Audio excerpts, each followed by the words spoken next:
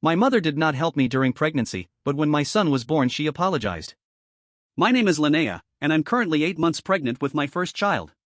My husband, Calvin, is in the military and has been deployed overseas for several months now. When he first got the news, we both held on to the hope that he'd be granted leave in time for the baby's birth. But that request was denied. Apparently, a soon-to-be-born child doesn't warrant emergency leave, at least not in his unit. I try not to dwell on the unfairness of it, but the truth is, I've been facing most of this pregnancy alone. We've been married for 3 years, and together for almost 6. Calvin's been deployed twice before, but this time, the stakes are different. It's not just about missing birthdays or anniversaries, it's missing the moment we become parents. And I can't pretend that doesn't weigh heavily on me. Because of Calvin's stationing, we live nearly 800 miles from both of our families. We moved here last year, thinking it would be temporary. But now, with the baby coming and Calvin away, the distance feels overwhelming. Originally, we had planned for my mother, Arlene, to come stay with me for a few weeks before and after the birth. We were going to pay for her flight and help with expenses, something we discussed several times. She often mentions how tight money is, so we thought this would be a meaningful way for her to be involved without adding any stress. The plan was simple: she'd arrive about a week before my due date and stay for 2 or 3 weeks afterward to help with the transition into motherhood. But for months, I had this persistent feeling in my gut that it wasn't going to work the way I hoped. It wasn't a dramatic realization, just a quiet, creeping doubt. I couldn't shake the thought that my mom might not be able to support me in the way I'd need. Arlene has always been a bit self-involved. Not in an overtly malicious way, but in a way where even other people's big moments somehow become about her. When I graduated from college, for instance, she spent most of the weekend talking about how she had helped get me there. I remember standing in my cap and gown while she told relatives, I pushed her so hard growing up, she hated me for it, but look at her now. And even though she was proud, it still felt like I wasn't allowed to have that moment just for myself. When Calvin and I got engaged, her first reaction wasn't excitement, it was worry. I hope you're not expecting me to pay for a wedding, she said. We weren't. But that was her first instinct, to make it about her burden, not our joy. I brought this up during one of my therapy sessions, and my therapist helped me realize I needed to be direct with her. The idea was simple: I would have a conversation where I calmly explained what kind of help I'd need when she visited. That way, expectations would be set from the beginning, and we could avoid misunderstandings later. It felt like the mature, responsible thing to do. It took me over 2 weeks to build up the nerve. I practiced what I would say, trying to find the right balance of honesty and kindness. Finally, one evening after dinner, I called her. I started by explaining how grateful I was that she was willing to come and help, and then I gently outlined some of the things I might need assistance with: preparing meals, helping with laundry, light cleaning, possibly grocery shopping, especially if I had a difficult recovery. I told her I wasn't sure what kind of birth I'd have, and I might be limited in movement for a while. I emphasized that I wasn't expecting her to wait on me hand and foot, I just needed someone to be here, to help. Then, I added something I had agonized over: I told her that I needed her to be my mom during that time, not just the baby's grandma. What I meant was, while I welcomed her bonding with her grandchild, my primary need was her help in caring for me so I could care for the baby. I didn't want her to come and hold the baby all day while I struggled to keep the household running on my own. She laughed. Not in a warm, amused way, but in that awkward, dismissive laugh that made my stomach twist. Well, I'm coming to meet my grandbaby, she said, not to be your maid. I tried to clarify, but the tone of the conversation had already shifted. She kept making little comments about how demanding I was being, how I was turning this into a list of chores. It was the same thing all over again: I had made a vulnerable request, and she had made it about her. The next day, my sister Joy called me. She said, I think you should know Mom's been venting about your phone call. Apparently, Arlene told her I had laid out a bunch of rules and was being controlling and hormonal. She said I was planning to dictate when she could even hold her own grandchild. I hung up the phone feeling hollow. I hadn't set rules. I had asked for help. Reasonable, necessary help during a time when I'd be physically and emotionally drained. But somehow, that had been twisted into an attack. A few days later, Arlene called. It was the day before Calvin was scheduled to leave. We were trying to enjoy one last afternoon together. The timing felt cruel, but I answered anyway. I had a feeling she wanted to revisit our earlier conversation, and I wasn't wrong. She immediately asked, "Do you even want me to come anymore?" Her voice was clipped, defensive. Then she added, "I get the feeling you just want to live in servant." That was it. Something inside me snapped. I didn't yell, but my words came fast, heavy with emotion. I said, I'm sorry if you expected to come here and be doted on while I'm recovering from childbirth alone, without Calvin, and trying to keep it together physically and emotionally. Did you think I'd be serving you meals and cleaning the house while you held the baby like a guest at a spa? Her response? Well, you didn't say you wanted that. I hung up. I was shaking afterward. Not from anger, but from that special kind of heartbreak that only comes when you realize a parent just doesn't get it. Or worse, doesn't care to try. After I ended the call with Arlene, I tried to steady myself. Calvin was leaving the next morning, and I didn't want our final hours together to be clouded by drama. We had dinner, watched a movie, and curled up on the couch like we always do before big goodbyes. But I could tell he was worried about me. The tension with my mom added weight to his already heavy heart. He knew how much it hurt that someone I was counting on had so casually dismissed my needs. The next day, after Calvin left for deployment, I felt a quietness settle over the house. I didn't cry right away. I think I had cried so much in the days leading up to his departure that I didn't have anything left in me that morning. But the silence was loud. I was facing the final stretch of my pregnancy, and I had no partner by my side. The person who was supposed to fill that gap, my mom, had made it clear she didn't see herself in that role. Later that afternoon, I called Meredith, my mother-in-law. She and I had always had a kind and polite relationship. We weren't particularly close, but there was a quiet respect between us. I mostly wanted to vent. I didn't expect anything to come from the call. But as I told her what had happened with Arlene, something shifted in her voice. I've been worried about you being there alone, Meredith said gently. If you want me to come out, say the word. I'd be happy to help however I can. I paused. I hadn't even asked. I'm serious, she added. No strings attached. I don't want you to feel like you have to do this alone, Linnea. I was so taken aback by her offer, I didn't know what to say. But later that evening, I brought it up to Calvin during one of our calls. When I told him what his mom had said, he nodded. She mentioned something like that to me a few weeks ago. She didn't want to overstep. After a brief conversation, we agreed it made sense. Meredith would come. She didn't have to work around a schedule like my sister Joy did, and she had already helped her own daughter through 2 postpartum recoveries. She knew what was needed. I hadn't told my mom yet. I didn't know how to. I wasn't even sure I wanted her to know. So when I called her a week later, I told her she could plan her visit after Calvin returned. I said I'd be leaning on some friends and neighbors until then. That wasn't exactly a lie. One of my neighbors, Talia, a mom of 3 herself, had already dropped off 2 casseroles and a frozen lasagna. She checked in on me often, always asking if I needed anything from the store or if she could walk my dog. Still, Arlene didn't sound thrilled. She didn't ask many questions. It was almost like she didn't believe I could manage without her. But she didn't push, which I appreciated. I did confide in Joy that I was considering having Meredith come instead. Joy wasn't surprised, though she looked a little conflicted when I told her. You know Mom's going to lose it if she finds out, right? She said. That was my fear too. Joy has always tried to stay in the middle. She'll acknowledge Arlene's behavior in private, even sympathize, but she avoids confrontation like the plague. I understood it, even if it frustrated me. Not everyone is built to challenge the people who raise them. As the days passed and my due date inched closer, I began to relax knowing Meredith would be arriving soon. She had planned to come about a week before my due date and stay for about 3 weeks. She booked her own ticket, packed a suitcase of grandma gear, and even ordered a baby wrap after asking me which style I preferred. Meanwhile, I kept the peace with Arlene by maintaining a light level of communication. I didn't bring up the previous argument, and she didn't either. She asked once if I had lined up help, and I just said, yes, a few people are pitching in. That seemed to satisfy her, for the time being. When Meredith arrived, it was as if a new energy filled the house. She came with snacks, fresh groceries, and a set of tiny onesies she had picked out during a road trip through the Midwest. She wasn't trying to impress or insert herself. She simply found a rhythm with me. She asked where things were instead of rifling through drawers. She listened when I talked. She noticed when I looked tired. I didn't feel like I was being watched or judged. I felt supported. One night, as I stood folding a few baby blankets and Meredith tidied the kitchen, she said something that nearly made me cry. You're doing so well, Linnea. I can already tell you're going to be a thoughtful, patient mother.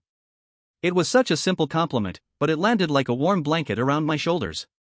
The next morning, during a checkup, my doctor told me I was already 1 centimeter dilated. It wasn't active labor, but it meant things were moving along. Meredith and I spent the next few days finishing the nursery, prepping a few freezer meals, and going over hospital bag essentials. She never tried to take over.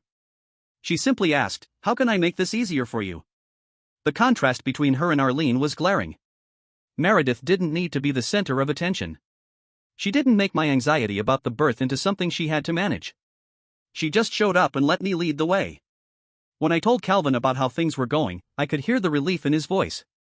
He hated not being able to be here, but he was so grateful that someone he trusted was looking out for me and our son. By then, Arlene still hadn't asked many questions. She texted once or twice, asking if I was feeling okay. I told her the truth, but only part of it. I still hadn't said Meredith was there. I figured the fewer people who knew, the better. I knew Joy could keep it quiet, but I didn't want to risk slipping up or creating more drama so close to my due date. I spent a lot of those days thinking about what it meant to be a mother. About how some people are willing, but not capable, and others are quietly present in the exact ways you need. And the truth was, Meredith wasn't trying to replace anyone. But in so many ways, she was giving me something I had longed for from Arlene and rarely received: quiet, consistent care. When labor started, it wasn't dramatic. There were no movie-style gasps or panicked rushes to the hospital. It began with a dull ache that gradually built over several hours. Meredith had just finished folding laundry when I told her I thought it was time. She didn't fuss or make a big show of it.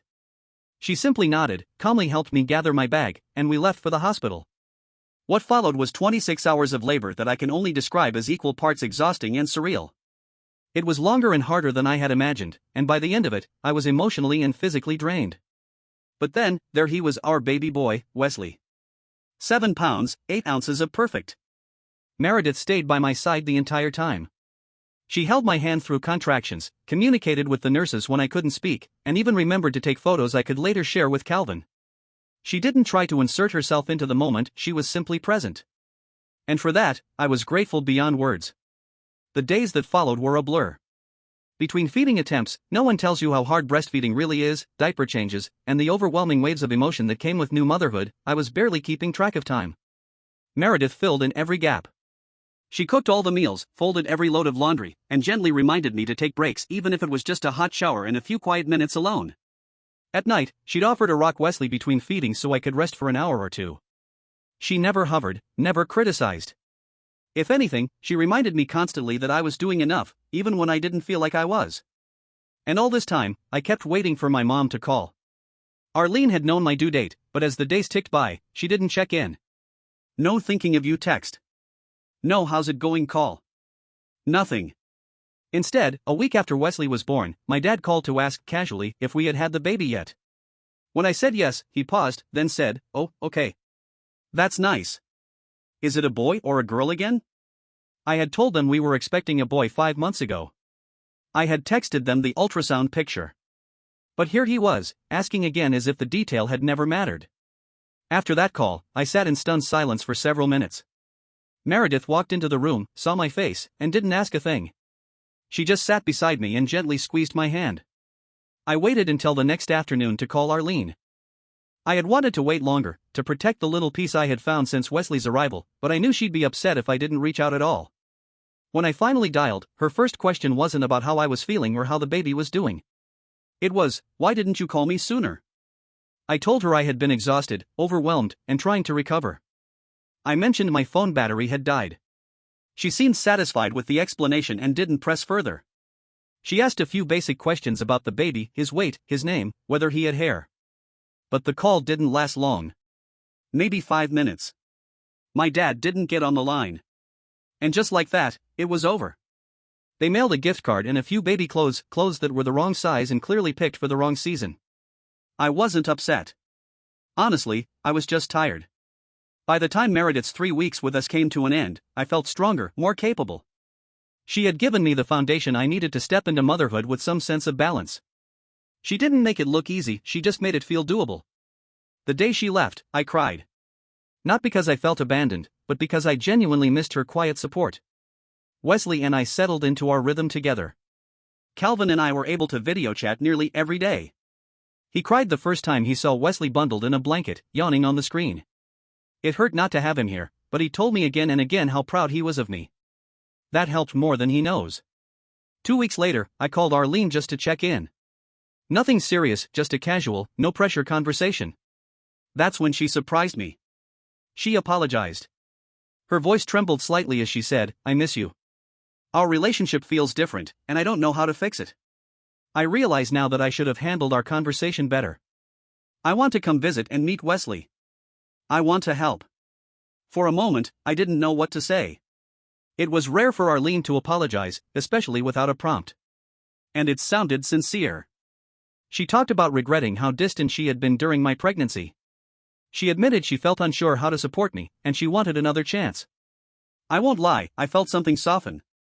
Maybe it was the postpartum hormones, or maybe it was the part of me that still longed to have a closer, healthier relationship with my mom. So against my better judgment, I said yes. I told her she could come for 6 days. Looking back, the first red flag should have been when I mentioned booking her flight and she didn't argue or offer to cover the cost. She just accepted it, and that was that. But I told myself it didn't matter. This was her opportunity to show she could be the mom I needed. I clung to that hope, even as I braced for disappointment. She arrived on a Saturday night. The first full day was fine, uneventful, mostly. But by Sunday evening, I felt the old tension settling into my shoulders.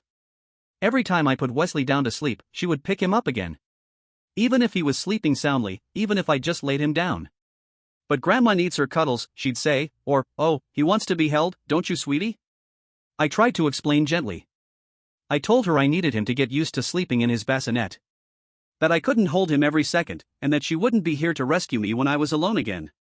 I reminded her I was essentially parenting solo until Calvin came home, and I needed to build routines I could maintain.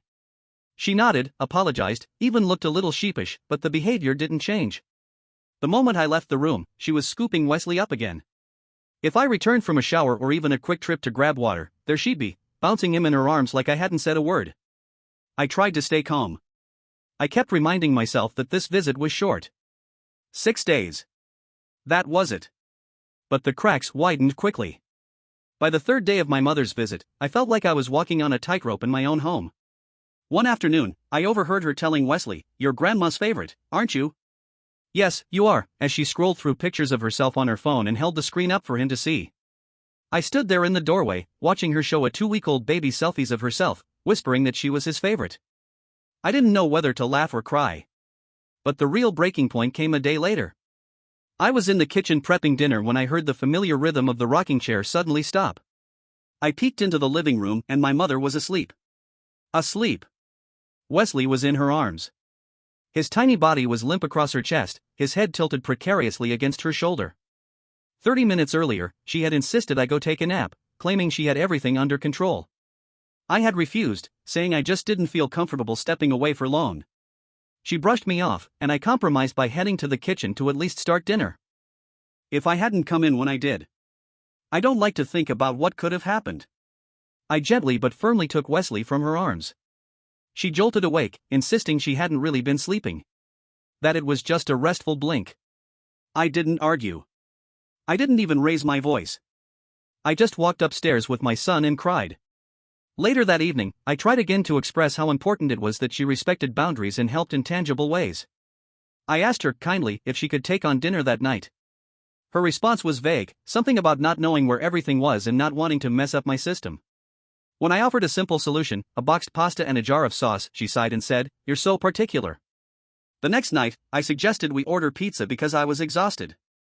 She frowned and said, "I don't know if that's the healthiest choice for a nursing mother, don't you think?" But again, she didn't offer to cook. That was the theme of her entire visit, passive presence without contribution. She was present for the photo ops, the cuddles, the grandma moments, but absent in every way that mattered. I was still the one cooking, cleaning, managing laundry, and juggling Wesley's feeding schedule. She was there, but she wasn't with me. At one point, I gave her a very specific, straightforward request: "Could you fold that basket of laundry while I finish feeding Wesley?" She nodded, then spent the next 15 minutes sighing loudly as she slowly moved through the task, muttering about how she didn't know where anything went. I'm not saying it was malicious. But it was clear that she didn't see this visit as one where she was supposed to help. To her, this was a bonding opportunity with her grandson. Everything else? Optional. And then came the final blow. The day before she was supposed to leave, I got word from Calvin that his deployment was being extended. 2 more months. Just like that. We had been counting down the weeks, clinging to the idea that he'd be home when Wesley was 4 months old. Now, it would be closer to 6. I sat on the edge of the bed, holding my phone, my body numb. When I told my mother the news, my voice cracked. I had tears in my eyes. She looked at me, paused, and said, "I'm sorry." That was it. No hug. No gesture of comfort. No follow-up. Instead, she added, "Why don't you go take a shower? I'll hold Wesley while you get cleaned up." I nodded and went upstairs, but I didn't cry in the shower. I couldn't. I was too tired to cry anymore. When I came back downstairs, there she was rocking Wesley again, whispering to him, "Mommy needed to cry, didn't she? But Grandma's here." I stood there, stunned. I hadn't cried. But even if I had, that wasn't what I needed. I didn't need her to narrate my emotions to my child. I needed her to see me. Her visit ended 2 days later. I paid for her return flight, loaded her suitcase into a rideshare, and watched the car pull away without a single pang of guilt. After she left, I sat with Wesley on my lap and realized something that I think I had known deep down for a long time. I was never going to get the kind of mothering I needed from Arlene. Not now. Maybe not ever. But that didn't mean I couldn't be that kind of mother to my son. Calvin and I spoke later that night. I told him everything. Every detail I hadn't yet shared. He listened, then said, "I know you want her to change. But you don't owe her the chance to disappoint you over and over. You're allowed to protect your peace." He was right. And I knew it. Since then, I've scaled back my contact with Arlene. I reply to her messages when I feel up to it. I send occasional photos of Wesley. But I don't chase her approval. I don't invite her into my emotional space. I let her stay where she feels most comfortable, at a distance. Meanwhile, Meredith checks in weekly. She sends care packages, asks about my sleep, asks if I need help with anything, and never once makes me feel like a burden. She understands what support looks like. She doesn't need to be asked. She offers. Sometimes I catch myself feeling guilty that I'm closer to my mother-in-law than my own mother. But then I remember, closeness isn't earned through blood. It's earned through care. Through showing up. Through presence. And when Wesley looks up at me with those wide, trusting eyes, I remind myself, he's going to learn what love looks like by watching me. So I'm going to show him. Thank you for watching the video. Like it if you watched the video to the end and don't forget to subscribe. Have a nice day.